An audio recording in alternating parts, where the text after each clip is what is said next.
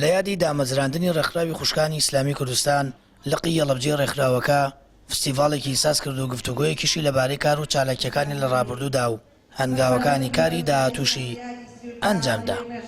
فستیڤاڵێکمان ئامادە کردووە بە ناوی یاد و ئایندا کە لە چەند بڕگەیەک پێک دێ.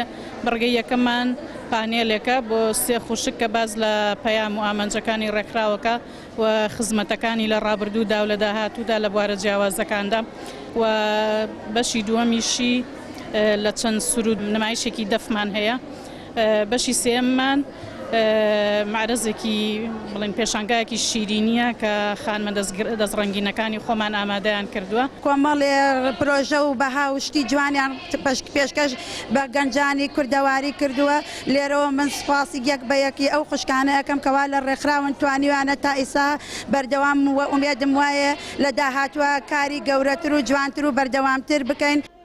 بەرپرسانی ڕێکخراوی خوشکان دووپاتی دەکەنەوە، کاری جدی دەکەن ناوشێوەی ڕابردوو پەیام و ئامانجەکانی ڕێکخراوەکە بگەێن و هۆشیاری زیاتر لە بواری پەروەردەی خێزاندا پەیڕەو بکەن.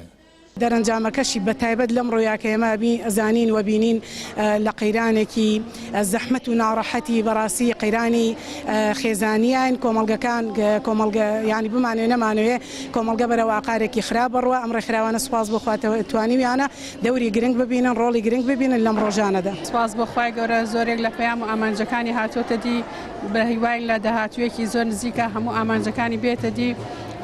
ئامانجەکانیشمان بریتە لە دەستەبەرکردنی کۆمەڵێ خوشکی دەمڕاست و دەسپاک و ئەمیندار بۆ ناو کۆمەڵگە. ئەوان کاریگەریان داناوە لەسەر بەرەو پێشچوونی کۆمەڵگە لە هەموو بارەکانەوە بە تایبەت لە کاری ڕێکخراوەیی شایسە ڕۆڵی گرنگیان هەیە، فشارەکەن لەسەر دەسەڵات بۆ ئەوەی کە بە تایبەت لە یاساکانە یاسای باری کەسێتی ئەوان ڕۆڵێکی گەورەیان گەڕالەوەی کە کەمپینیان ڕێخست بۆی بەلاڕێدا نەبرێەوە ئەم کۆمەڵگەیە بەرەو هەڵدێر نەڕوە.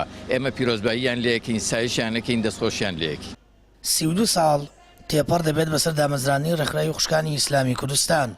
ئەم ڕێکخراوە سێدەیە لە ڕێگەی سکرتارێت و لقەکانیەوە لە سەراستی کوردستان لە بواری ئافرەتان و خوشکان و پاراستنی خێزان کار دەکات و لە چەندین پرسی کاریگەر و پەیوەست بە کۆمەڵگە و پەروەردە چالاکی و قسەی خۆیە بووە.